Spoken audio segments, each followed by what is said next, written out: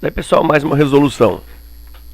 No fundo de um tanque de 1000 metros cúbicos de água é feito um buraco de 5 centímetros de diâmetro. Este tanque leva 10 minutos para esvaziar-se totalmente. Quanto tempo levará para esvaziar-se um tanque de 5.000 metros cúbicos, fazendo nele um buraco de 10 centímetros de diâmetro, supondo relação linear entre as grandezas?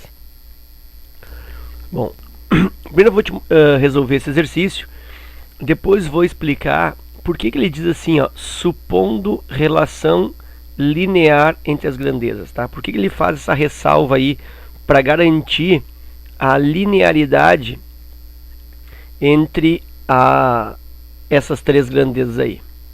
Bom, então vou armando assim, ó, no fundo de um tanque de 1000 metros cúbicos, então está aqui o volume do primeiro tanque, 1000 metros cúbicos, é feito um buraco de 5 centímetros de diâmetro. Então é feito um buraco com 5 centímetros de diâmetro. E aí o tempo de escoamento desse tanque é igual a 10 minutos. Ok. Aí existe um outro tanque que tem um volume de 5.000 metros cúbicos. Aí diz, ó, quanto tempo levará para esvaziar-se um tanque de 5.000 metros cúbicos. 5.000 metros cúbicos, fazendo nele um buraco de 10 centímetros. E aí pergunta então o tempo necessário para esse escoamento. Então observa que o tanque ele quintuplicou aqui, ó, o seu volume, então o volume ficou 5 vezes maior, e o ralo de escoamento ficou o dobro também, ok? Ficou 5 para 10, dobrou. Bom, regra de 3 composta. Quais são os cuidados que eu tenho que tomar? Primeiro cuidado, manter a variável do x numa das pontas, ou no começo, aqui, ou no final, que é o que eu tenho. Então esse cuidado eu não preciso me preocupar muito, já que o x acabou ficando numa ponta. Segundo cuidado é estabelecer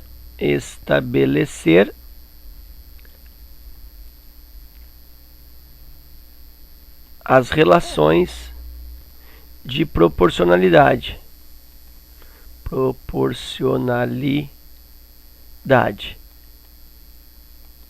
Direta ou inversa. E como que eu vejo isso? Colocando as flechas, ou para cima ou para baixo.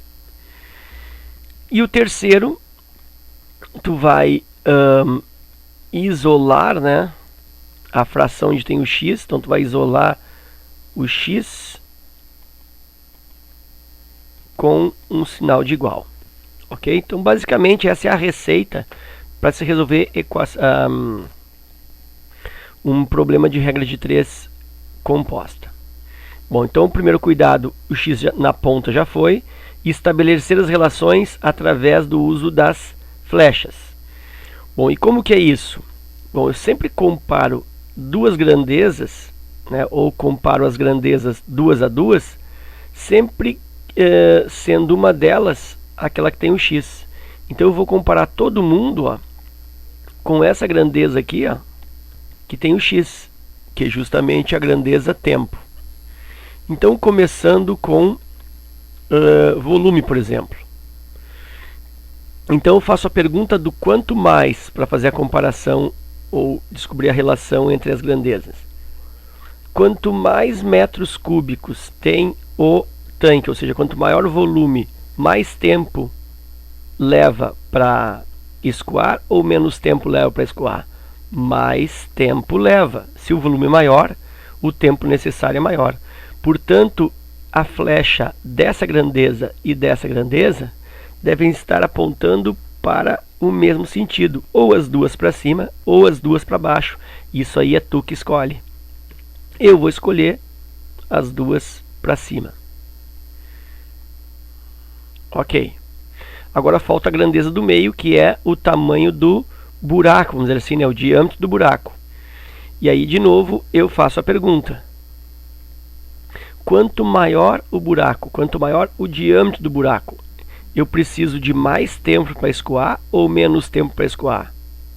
Bom, eu preciso de menos tempo, né? Porque se o buraco é maior, vai escoar mais rápido. Então, nota que essas grandezas são inversas. Maior o buraco, menor o tempo, né? Então, grandezas inversas. Esta flecha aqui do meio tem que ficar com o sentido contrário do tempo, porque essa do tempo aqui eu não posso mais mexer, está apontando para cima. Então me resta usar para essa do meio aqui uma flecha para baixo, indicando que ela é inversa em relação às outras duas. E agora eu vou reescrever esse esquema, deixando todas as flechas para o mesmo sentido. Então o que é mais fácil? Trocar essa flecha do meio, né? É a única que aponta para baixo. Porque eu poderia também modificar as duas pontas. Mas logicamente que o menos trabalhoso é mudar só a do meio. Então eu mantenho aqui, ó, 1000 e aqui 5000. Essa flecha aponta para cima. Essa flecha aqui continua 10. E aqui X aponta para cima. E essa do meio, para que ela aponte para cima, eu ponho o 10 em cima do 5. Ó, mudou isso aqui, ó. Isso aqui mudou. E agora, seguindo a receita aqui, eu já botei as flechas. Já deixei todas no mesmo sentido. Isolar o X com sinal de igual. Então eu ponho um sinal de igual aqui, ó, e faz as fraçõezinhas. E essas duas aqui, ó, elas estão se multiplicando. Agora é só resolver isso. Cancelo esses 3 zeros aqui, né?